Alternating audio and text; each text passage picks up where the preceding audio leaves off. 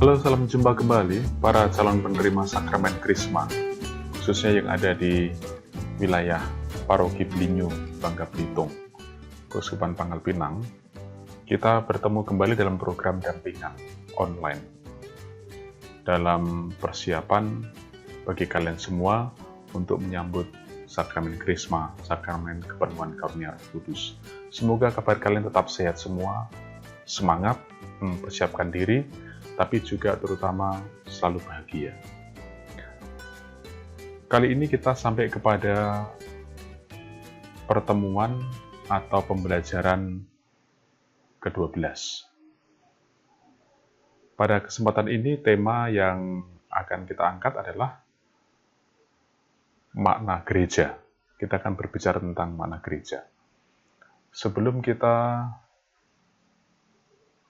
mengikuti proses dan juga memperhatikan berbagai macam pesan ataupun poin-poin pembelajaran yang akan didalami bersama, maka lebih dahulu mari kita perhatikan kode berikut ini. Kode yang kita pakai dalam pertemuan atau pelajaran ke-12 ini adalah memperhatikan tubuh manusia. Tubuh kita berarti kan? Ya, pada layar sudah kalian lihat ada gambar di sana kanan kiri, kira-kira itu gambar seorang wanita dan seorang pria. Lalu ada beberapa keterangan yang juga ditunjukkan dalam layar Anda atau pada layar Anda. Yang pertama, tubuh manusia terdiri dari banyak bagian yang disebut dengan organ. Ada organ dalam, organ luar ya. Ada macam-macam bagian-bagian dalam tubuh kita ini. Lalu yang kedua, semua organ tersebut rapi dan berfungsi sesuai maksudnya. Jadi ada mata, ada hidung, ada mulut, ada telinga, ada kulit, ada macam-macam hal, dan dia berfungsi sesuai dengan maksudnya. Ya, telinga ya bukan untuk makan, telinga untuk mendengar, mata untuk melihat. Masa mata untuk mendengar? Kan tidak. Ya. Yang ketiga, cara kerja setiap organ atau setiap anggota tubuh dikendalikan oleh satu organ khusus, yaitu otak. Otak kita sebagai pengendali. Kendali dari otak diteruskan oleh syaraf dan seterusnya. Jadi setelah otak ada saraf-saraf ya. Ada saraf motorik, saraf sensorik, dan sebagainya. Ya. Yang keempat, kalau ada satu saja bagian organ yang bermasalah, organ lainnya terganggu juga. Misalkan, karena kelalaian kita, tiba-tiba kita ngambil barang, lalu jari kaki kita itu tertimpa suatu barang yang cukup keras misalkan. Tentu yang teriak bukan jari kakinya, yang teriak itu mulutnya. Lalu kalau sangat sakit, yang menangis ya matanya, kan begitu kan. Ya, lalu dengan refleks tangan segera menjulur ke arah jari kaki. Lalu mata memperhatikan mana ini yang luka dan lain sebagainya. Nah, begitulah cara kerja pada organ-organ tubuh kita seperti itu. Lalu yang kelima, tidak ada organ yang berfungsi di luar maksudnya. Ya, jadi tidak ada organ yang berfungsi di luar maksudnya. Seperti tadi sudah disebut ya. Ya, mata itu bukan untuk mendengar, mata untuk melihat. Kan gitu. Kulit ya untuk merasakan rangsangan dari luar, maka dia menjadi indera perabaan kan, indera perasa, indera peraba. Lidah ya untuk mengecap gitu, kan begitu. Baik, ini dalam kondisi yang normal tentunya ya, yang dimaksudkan ya. Iya, ya kita kembali kepada laptop kita, pada layar kita. Mencoba mendalami dari kode tadi, lalu kita masuk pada subjudul pengalaman dan paham tentang gereja. Di layar juga sudah dibagikan kepada kalian semua. Dikatakan begini, untuk mengetahui apakah di suatu tempat terdapat sekelompok orang beragama tertentu, biasanya ditunjukkan dengan adanya bangunan rumah ibadat. Benar ya? Benar. Betul. Jadi, di mana ada sekelompok, sekomunitas orang-orang beragama tertentu, pasti mereka ada keinginan untuk membangun rumah ibadah. Menurut fungsinya, rumah ibadat sebagai tempat berkumpul anggota-anggota atau jemaat kelompok agamanya untuk merayakan peribadatan atau ritual keagamaan sesuai keyakinan. Jadi rumah ibadat itu bukan untuk istilahnya apa ya, untuk pacaran, bukan, untuk beribadah gitu kan. Juga bukan untuk jualan ya. Ya. Bangunan gereja tentu juga punya fungsi yang sama, tetapi ada makna lebih mendalam lagi, yaitu sebagai simbol persekutuan atau persaudaraan antar jemaat. Ya. Tetapi lain dengan pemahaman jemaat Kristen pertama dahulu tentang gereja, mereka lain. Karena masih sebagai kelompok kecil atau sangat minoritas, orang Kristen sangat sulit mendirikan rumah ibadat, bahkan mereka selalu dikejar-kejar untuk dianiaya. Nah, pengalaman dan paham tentang gereja bisa dimengerti secara singkat dari sejarah mula-mula, dari sejarah awal munculnya kumpulan atau komunitas orang Kristen perdana, orang Kristen pertama. Dalam teks Kisah Para Rasul, yaitu di pasal 11 ayat 26b disebutkan, di Antiokhia lah murid-murid itu untuk pertama kalinya disebut Kristen. Ya. Nah, tentu saja kisah itu sebelum ada aturan yang menjamin kebebasan bagi orang Kristen untuk beribadah atau perkumpulan dilakukan secara sembunyi-sembunyi. Biasanya mereka menggunakan rumah-rumah anggota secara bergiliran atau juga ada istilah katakomba. Katakomba itu ruangan bawah tanah, biasanya untuk pekuburan di berbagai kota di wilayah Kekaisaran Roma. Itu katakomba ya. Nah, bagi mereka, perkumpulan itulah yang dipahami sebagai gereja. Istilah gereja sendiri diperoleh dari bahasa Yunani, yaitu eklesia yang berarti kumpulan, himpunan, atau paguyuban atau persekutuan. Tetapi ada ciri khas yang membedakan persekutuan mereka dari yang lain, yaitu iman mereka akan Yesus Kristus. Dalam 1 Korintus, pasal 1 ayat 2, mereka memahami dirinya sebagai gereja yang dikuduskan dalam Yesus Kristus. Rasul Paulus dan tulisan-tulisan Perjanjian Baru bahkan menggunakan 3 istilah untuk menyebut gereja, yaitu ada umat Allah, tubuh Kristus, bait Allah atau bait Roh Kudus. Yang secara singkat itu begini kira-kira maksudnya. Yang pertama, gereja sebagai umat Allah. Dalam teks Perjanjian Baru, terutama di 1 Petrus, pasal 2 ayat 9, yang menyebut gereja itu umat terpilih Allah. Istilah ini, gereja sebagai umat Allah, menunjukkan makna terdalam gereja yang bukan sekedar kumpulan organisasi manusiawi, tetapi terbentuk karena sejarah karya keselamatan Allah yang dimulai dari Abraham dan berpuncak pada wafat dan kebangkitan Yesus Kristus, serta pengutusan Roh Kudus. Ini bisa dibedakan dalam 1 Korintus pasal 15 ayat 28. Jadi tekanannya pada ini ya, gereja itu bukan sekedar kumpulan organisasi manusiawi, kayak arisan kah, entah mungkin koperasi atau apa, bukan. Tetapi sekali lagi terbentuk karena sejarah karya penyelamatan Allah. Tekanannya di situ, tekanan.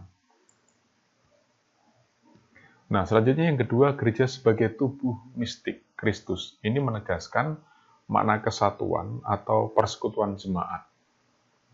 Ya, walaupun ada berbagai perbedaan ya, tentunya sesuai dengan kondisinya masing-masing, tetapi dalam Efesus pasal 1 ayat 23, Roma ulang, yang kedua, gereja sebagai tubuh mistik Kristus. Ini untuk menegaskan tentang makna atau kesatuan atau persekutuan jemaat meskipun ada berbagai perbedaan. Maksudnya apa ya? Menyangkut karunia-karunia, asal-usul gitu kan.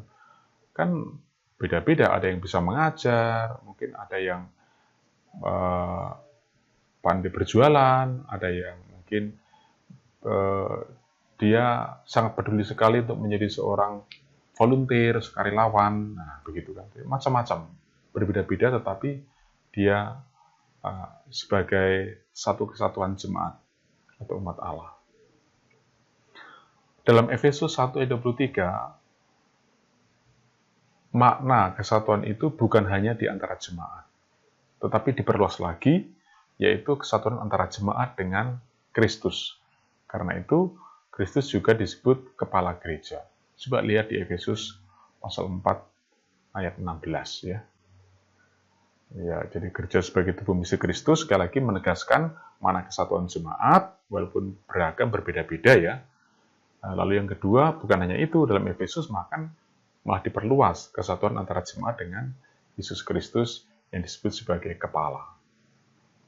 Nah, lalu yang ketiga, gereja sebagai bait Allah atau bait Roh Kudus ini menekankan tentang makna panggilan jemaat untuk ambil bagian dalam misteri kehidupan Allah Tritunggal. Nah, dari ketiga istilah ini memang tidak cukup mengungkapkan makna terdalam dari gereja ya secara keseluruhan ya, tetapi sudah sangat membantu kita sih.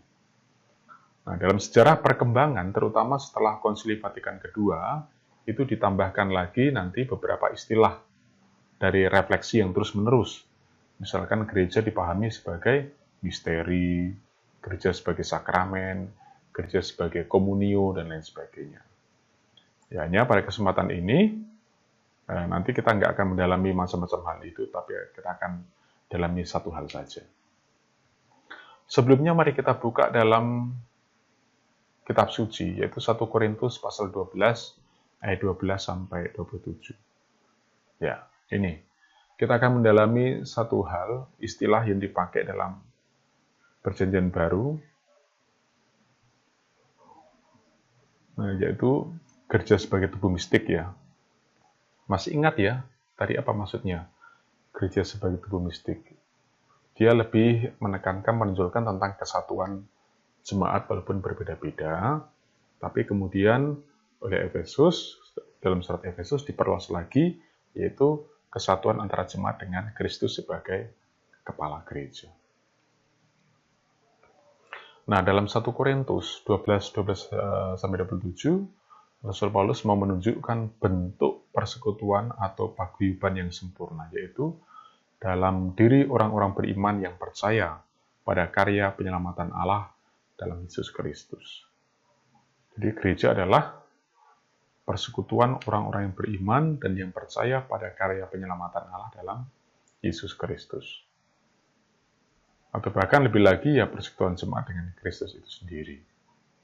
Jadi, seperti halnya anggota tubuh manusia, kita menemukan kenyataan yang terjadi dalam persekutuan murid-murid Kristus, anggota-anggota gereja, yaitu satu, terdiri banyak anggota atau organ yang berbeda, tetapi bersatu padu dalam kerjasama yang harmonis. Ya, kita ambil contoh, bapak-bapaknya gotong royong membersihkan area gereja, ibu-ibunya ada yang ikut membantu menyapu, ada yang membantu mempersiapkan minum di pastoran, misalkan, lalu anak-anaknya ikut juga mungkin membawa tempat sampah, lalu membuang sampah, membakar sampah di tempat yang sudah ditunjukkan.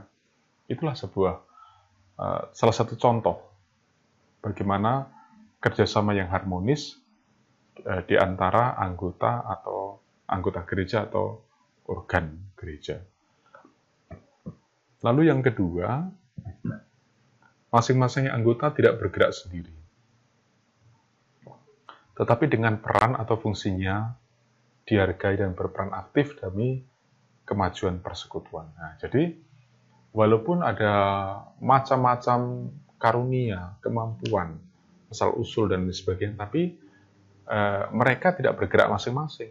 Istilahnya, saya pengennya begini kok, saya pengen begini ya. Kalau itu yang terjadi, perpecahan dong. Tetap ada, yaitu yang mengarahkan, gitu, sehingga satu langkah kerjasama yang harmonis, gitu kan. Lalu persaudaraan, kesatuan tetap terjaga dengan baik. Dengan demikian, pesan yang bisa kita ambil adalah kita masing-masing juga memiliki karunia berbeda-beda untuk melakukan tugas pelayanan dalam gereja. Tugas pelayanan ini bukan untuk memajukan atau demi kepentingan orang atau sekelompok tertentu, tetapi untuk seluruh jemaat. Lalu, ini harus kita perhatikan bersama, kalian para calon penerima sakramen Krisma. Menerima sakramen Krisma suci berarti status kalian sebagai anggota gereja semakin ditegaskan, semakin utuh, semakin penuh. Ya, karena itu kita disebut sebagai anggota gereja yang menerima kepenuhan karunia Roh Kudus yang adalah dasar kehidupan gereja. Kalau demikian, mulai sekarang kita itu sebaiknya belajar menjadi anggota gereja yang sadar pada karunia istimewa dari Allah dan melakukan peranan penting dalam gereja. Entah mungkin lingkungan keluarga, lalu KBG, kemudian ke tingkat paroki. Harus dibiasakan. Kalau nggak biasakan, kamu akan malu. Kalau sekarang sudah nggak biasa terlibat dalam beberapa kegiatan di gereja, kamu pasti akan malu, yakin. Kamu pasti akan malu dan nggak akan pernah lagi bergabung dalam persekutuan, dalam komunitas orang-orang beriman. Nah, itu persoalan yang kita temukan. Nah, sekarang kita sampai pada tugas. Tugasnya apa? Pertama, bagaimanakah seharusnya hubungan kita dengan sesama umat Katolik atau sesama umat Kristen? Bagaimana hubungannya? Harusnya bagaimana? Tolong jangan hanya satu kata, baik-baik saja, rukun-rukun saja. Oh, enggak. Dia harus dijelaskan. Jika perlu, kalau ada dasar kitab sucinya, jempol. Jadi, kamu berikan jawaban, pendapatmu, lalu kasih dasar, kamu cari teks kitab suci, nah itu baru gini. Itu baru perfect. Itu yang pertama. Yang kedua, karunia apa saja yang ada dalam diri kita yang bisa dibagikan kepada sesama demi perkembangan dan kemajuan paroki kita. Ayo coba. Apa? Karunia apa yang kamu punya? Ya, keahlian main game misalkan. Oke, kalau kamu merasa itu satu karunia, tapi pertanyaannya sekarang dengan keahlianmu, hobimu main game itu, kamu bisa sumbang apa untuk paroki? Kita nggak berbicara duit ya, nggak berbicara uang atau kolektor, bukan. Tapi kita berbicara kehadiranmu di paroki, keterlibatanmu dalam kegiatan di paroki. Apa yang bisa kamu buat? Nah itu yang harus sungguh-sungguh dipikirkan. Gitu. Nah, coba dicek dengan baik ya. Lalu yang ketiga, buatlah rangkuman poin-poin penting dari pelajaran ke-12 ini. Rangkuman poin-poin penting dari pelajaran yang ke-12 ini. Jadi mau diikuti ya, dari awal sampai akhir, diikuti tadi keterangannya seperti apa, sudah diberitahu kira-kira ini loh intinya, gitu kan. Ya, tujuannya ini bukan soal nanti pada akhir kita akan ada ujian bersama, bukan soal itu, tapi terutama bagaimana poin-poin penting itu kamu mulai tanamkan dalam batin dan kesadaranmu, gitu. Sehingga juga bisa pelan-pelan belajar untuk melakukannya. Baik, saya kira itu saja bahan kita untuk pertemuan kali ke-12 ini. Sampai jumpa lagi minggu depan. Semuanya sehat, tetap semangat, dan Tuhan memberkati.